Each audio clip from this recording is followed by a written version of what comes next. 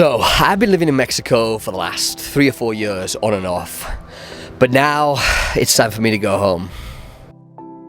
This is a bittersweet moment for me because I love my life here in Mexico and I've had a fantastic time while I've been here. But being here without the car has definitely made doing expeditions more difficult. Not having the car nearby means that all the maintenance and everything gets put off until I'm back in the UK. Then I have to do everything in a really short amount of time and go and do what I want to do. I'm now counting down my last 4 days here in Mexico. I'm about to pack up my apartment and move everything back to the UK. Things are about to change dramatically for me, and I'm about to embark on a brand new extensive expedition. Over the last few years, I've been working a remote corporate job, and I've gotten a lot of my adventure kicks out of living here in Mexico. That has meant that my expeditions in the vehicle have been curtailed, much shorter, a few weeks here and there, and the logistics have been, quite frankly, very difficult. I've been working up to this moment for a long time, the moment where I can go and do an extended trip again, and that time is here. So, on one hand, I'm ecstatic. I can't wait to go and do this expedition. The route that I have planned is incredible, and I can't wait to share it with you. I'm going to be sharing that next week. I'm going to be announcing the new expedition, sharing the map, sharing the ideas behind it. It's going to be an extended off-road trip. But on the other hand, I'm pretty melancholy about leaving, honestly. Not least because I'm going to be going back into the UK, into the teeth of British winter from beautiful Mexico. And also leaving behind everything that I've built up here over the last few years. It's not easy to move countries and to make a life in another country, another city, build up a friend group and a support network and all that kind of thing. And these are things that I've done over the last few years. And so leaving is going to be hard, honestly. It's hitting me harder than I thought that it was going to.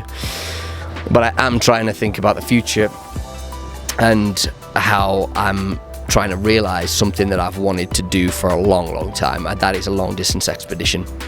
So I wanted to tell you today about some of the things that I've got planned over the next few weeks and months leading up to my trip. I'm going to be leaving here in 4 days, flying back to the UK and going to get the Land Cruiser out of storage. It's currently stored in a compound in my hometown in the north of England, and I'm going to be working on it to build it up to be able to tackle what I'm about to put it through. After my last expedition, 1,000 miles off-road, the car has been a bit neglected, to be honest. I haven't had the time to dedicate to fixing it up after that expedition. That was a brutal 1,000 mile off-road expedition, and so there's tons of stuff that needs doing after that. And so now is going to be the time that I do all that. So I've got some really exciting things coming up, and I'm going to be vlogging everything. I'm going to do a weekly vlog to keep you in the loop of everything that I'm doing to the cruiser each week. So a few of the things are, I'm going to need to strip down mechanically the entire driveline, basically. I'm going to do all the bearings. I'm going to rebuild the knuckles, more or less, on the front. I'm going to probably change the U-joints on the drive shaft to make sure everything's in tip-top condition for what I'm about to put this vehicle through. I'm going to change all the oils, and I'm going to do pretty extensive body work. The problem with having a 30-year-old vehicle that has had a lot of rust in the past is that it never really goes away. That's something that I'm coming to terms with. When I first bought the Land Cruiser from the Netherlands, it was rusty. And I did some work to it then. That's almost 10 years ago now. I did the Pan American Highway, brought it back, and cut out, or I thought that I cut out all the rust. The sills were just basically powder at that point, and there was tons of rust all over the bodywork. So I cut it all out. I did a load of welding, welded in new body panels, new patches, all that kind of thing. Body fillered and repainted the cab, but it's been 4 years now and the subtle signs of rust are starting to come back through, which is honestly a bit gutting, but such is life, owning a 30-odd-year-old Land Cruiser that's been in salty conditions its whole life. So I'm going to be doing that. I'm going to be repairing and repainting the camper cabin. You might remember that I did some extensive panel damage to that during the 1,000 mile off-road expedition. And so this is going to be the opportunity that I have to renovate all of that. I'm going to repaint the camper cabin as well. It's going to be a full paint job across the entire vehicle. Now, I'm not sure what colour to do the cabin, honestly. When I first built the vehicle, I painted it a light grey, and I've never really loved it, to be honest. So I'm kind of tossing up my options for colour, so I want to hear from you guys. What do you think? What colour do you think that I should paint the cabin? I'm kind of leaning towards the idea of a darker metallic grey, but I want to know what you guys think. Let me know in the comments below. So, aside from all that, I'm going to be fitting a bunch of new accessories to the vehicle. There's going to be new seats going in the front at last. There's going to be all kinds of new fun things in the cabin, which is going to make my life easier on the road for navigation and all that kind of thing.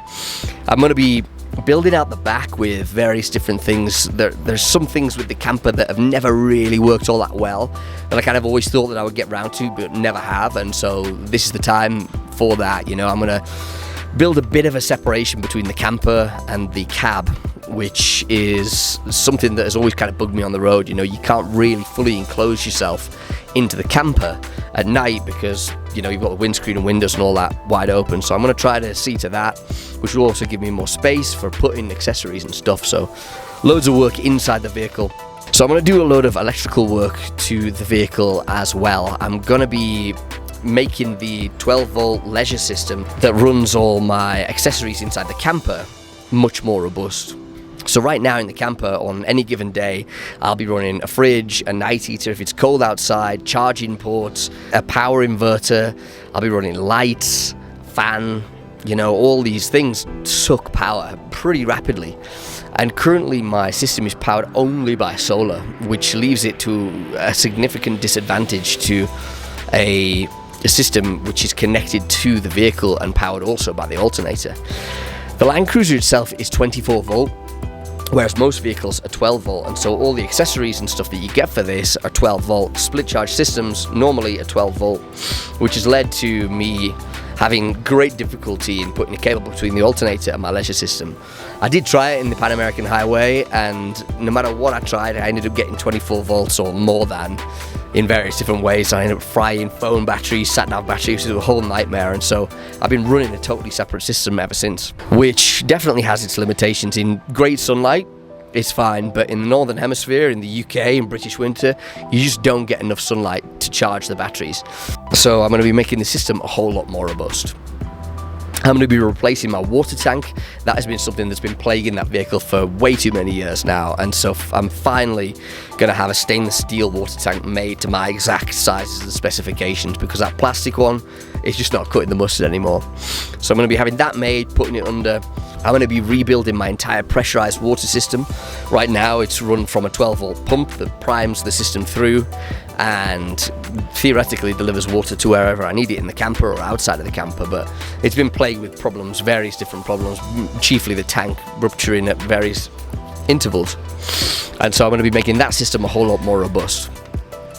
The last massive change that I'm going to be making to the vehicle is my gas cooking system. So right now I only have indoor cooking capabilities. I have a twin burner gas hob inside, but nothing outside. It's fine for the winter, but in the summer it gets hot in there, like way too hot. And so I'm going to finally, at long last, be putting an outdoor cooking station outside. I did try to do this last year. I tried to modify my drop-down table system on the outside and build a cooker into it. But I messed up my dimensions inside, and it ended up being way too thick, and you couldn't see a damn thing out of the wing mirror. And so the whole thing was a failure. I had to just get rid of it all. And so I'm going to be working on a prototype for a very, very thin gas cooker on the outside of the vehicle that can drop down and will hopefully give me the ability to cook outside. So I'm going to be arriving back at the end of October. I'm going to try and get all of this done inside of a month and then depart for my expedition at the start of December. So aside from all those modifications, I want to know what you think that I should do to this Land Cruiser. This is your opportunity to tell me what you think that I should do to it. whether it be accessories for off-road or camping, anything mechanical, diff locks. You know, you've watched my videos. What do you think that I'm missing from my setup to make this the perfect setup? I want to know. If you have any suggestions, let me know down there. So all of this is coming in the next few weeks.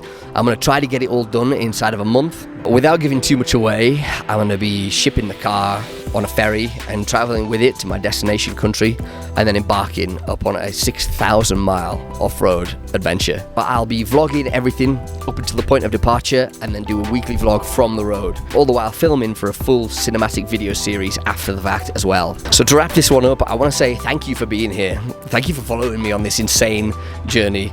It's been a wild one so far, and it's only going to get crazier, so thanks for sticking around. You being here literally makes this possible, so thank you. Until next time, see you soon.